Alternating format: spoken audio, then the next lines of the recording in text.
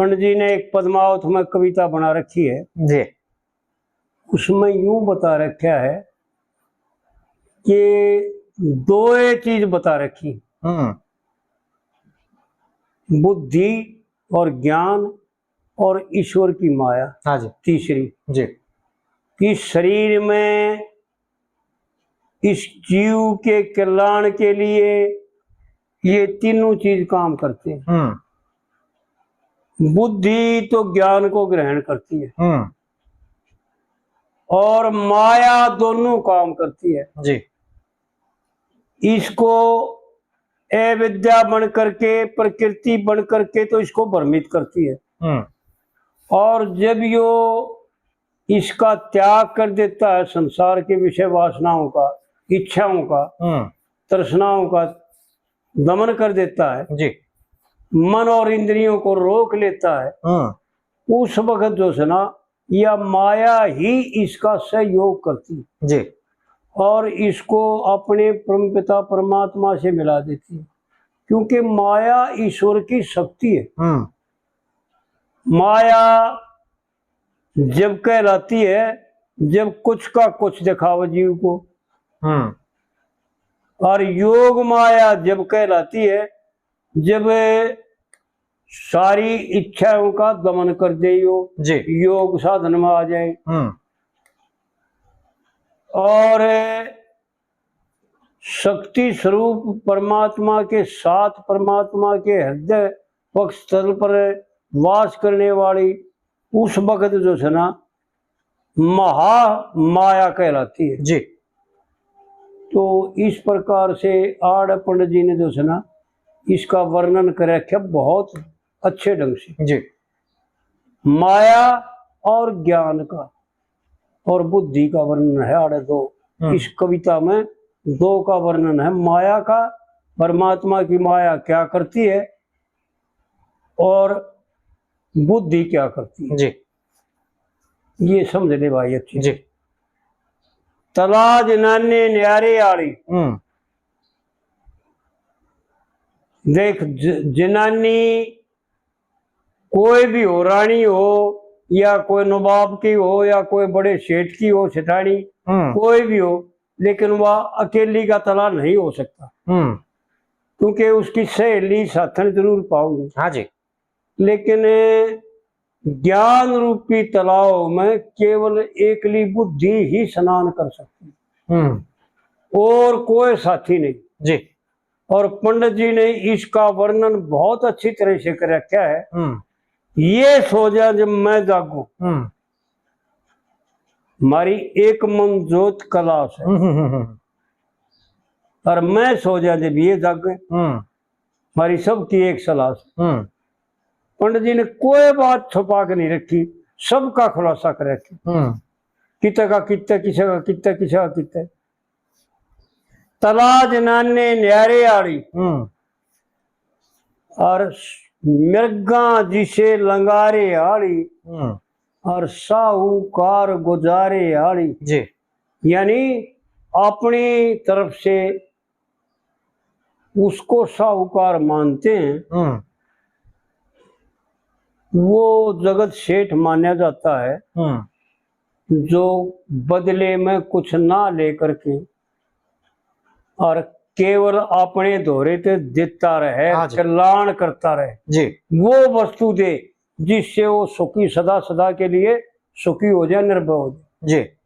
तो बुद्धि जो है ना वो ज्ञान देती है जीव को कि उसका जीवपना भी खत्म और इसका शरीरपना भी खत्म और इसका ईश्वरपना भी खत्म और इसका आत्मापना भी खत्म, परमात्मा में लीन हो जाता है जी।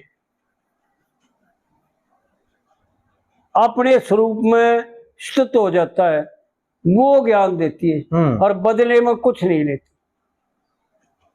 पंडित जी ने ताराचंद का खिस्सा में जो नाम धर रखे ना वो गजब के धर रखे, सोच समझ करके बहुत उच्च कोटि के विचार से।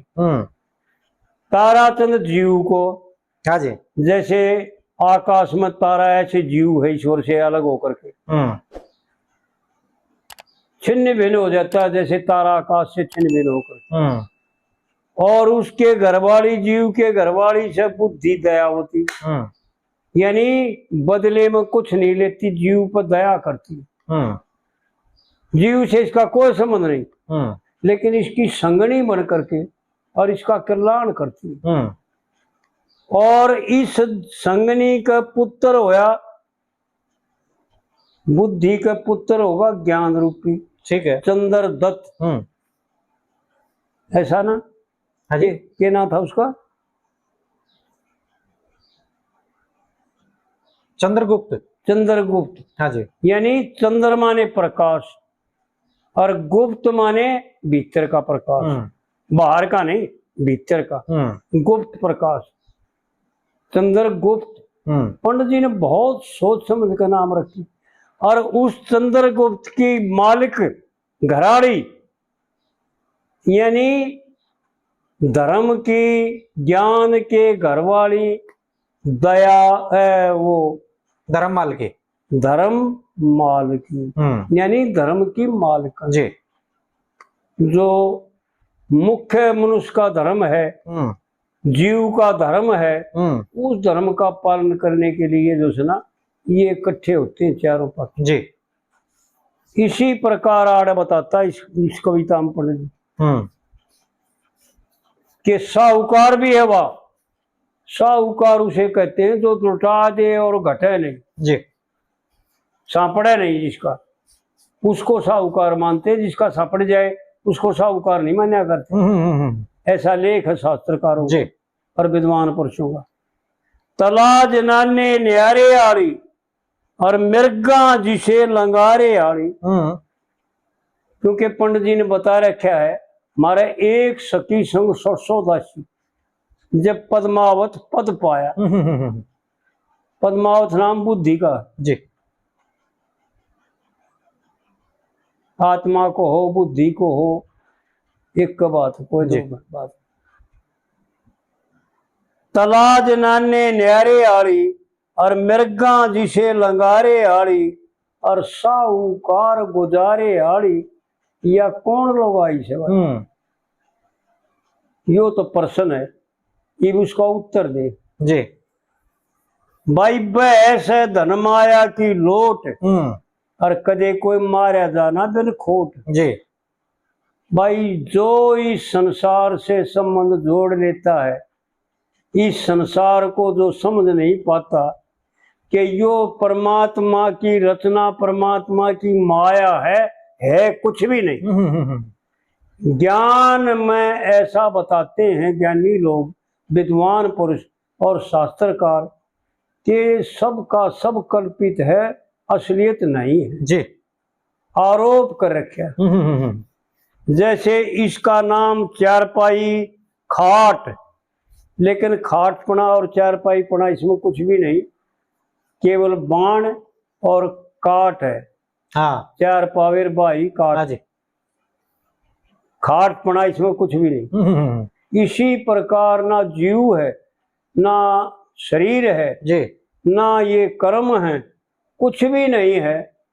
मैंने एक पंडित जी से प्रश्न किया था, लेकिन वो कर्मकांडी था, उसकी समझ में बात पहुंचे नहीं उड़ी ताई कि महाराज मैंने वो बताओ, ये कर्म ज्ञान में है, ज्ञान में? वो बोला ज्ञान में।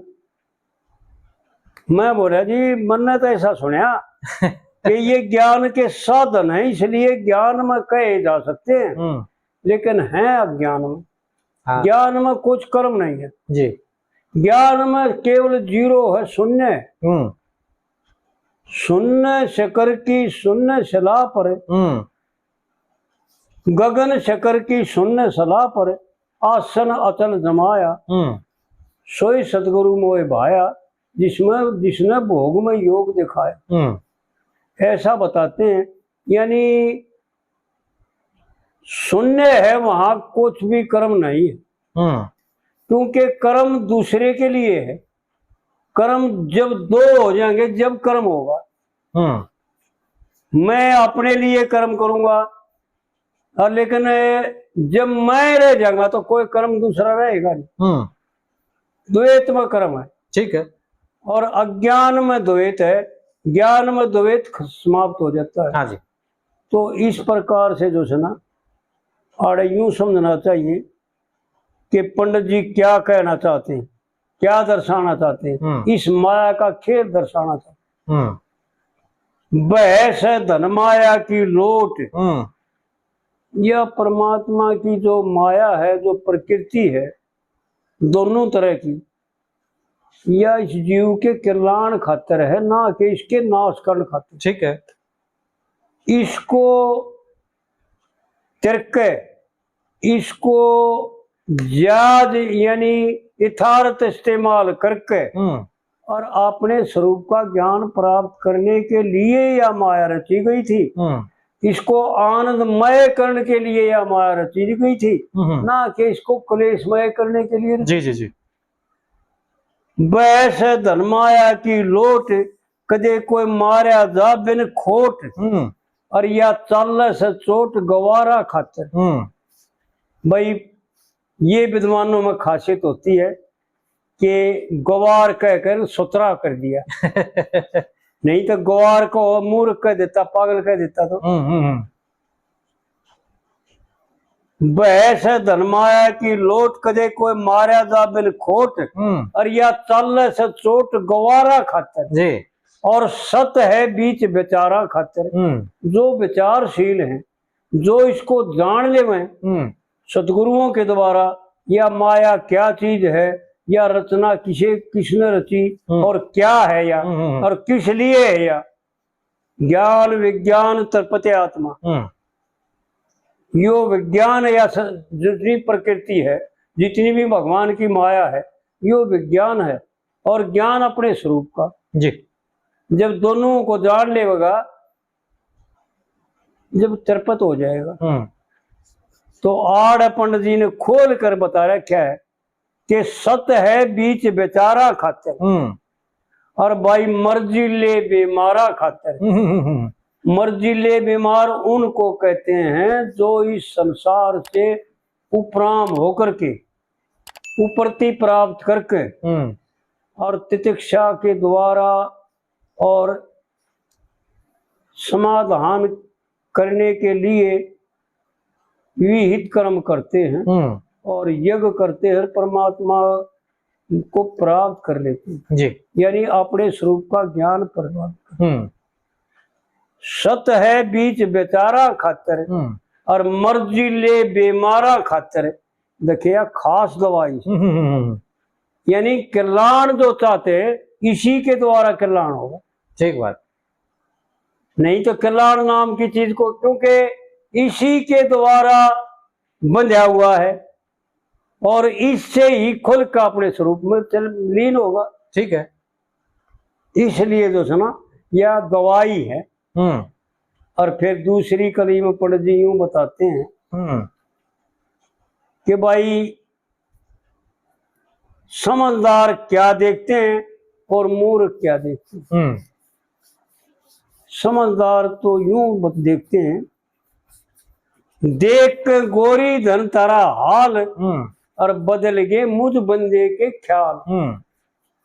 इस संसार को दुखी देख करके, इस संसार की तड़फना को जान करके, इस संसार के बुरे हाल को, बीमारियों को देखते हुए किसी प्रकार भी निरोगता नहीं, किसी प्रकार भी एक सेकंड का चैन नहीं, उसको जान करके गुरुओं के द्वारा। और आड़ पंडित जी बताता, देख गोरी धन थारा हाल, और बदल गए मुझ बंदे के ख्याल जी। कितनी मस्त दिखाते, कितनी मस्त संसार को लगती है। पंडित जी ने दोनों बात गजब की बता रखी। चाल चाल मखना गज केसी, देख गोरी धन थारा हाल, और बदल गए मुझ बंदे के ख्याल। और चाल चाल मखना गज केसी, और कई कई झलक मोर धज केसी। पर असलियत के लिए क्या है, उस गगन मंडल में सूरज केसी, तेरी कला सवाई। यानी जो समझ के द्वारा जान लेते हैं, वो सूरज की तरह इस माया को परमात्मा की प्राप्ति का साधन मान लेते हैं। जी। वो जान लेते हैं कि इसी के द्वारा परमात्मा की प्राप्ति हो। और फिर तीसरी कली में पंडित जी ने यूं बता रखा है, ध्यान सच्चे ईश्वर का धरियो।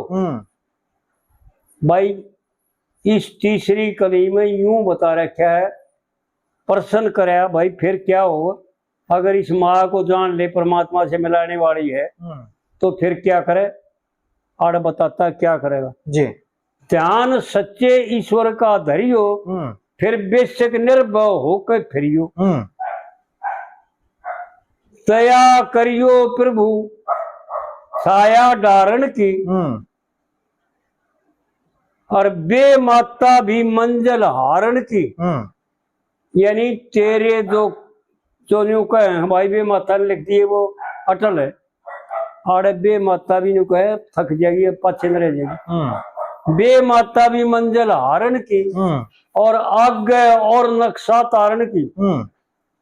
यानी शरीर की रचना करने के लिए मटीरियल ही खत्म हो जाएगा।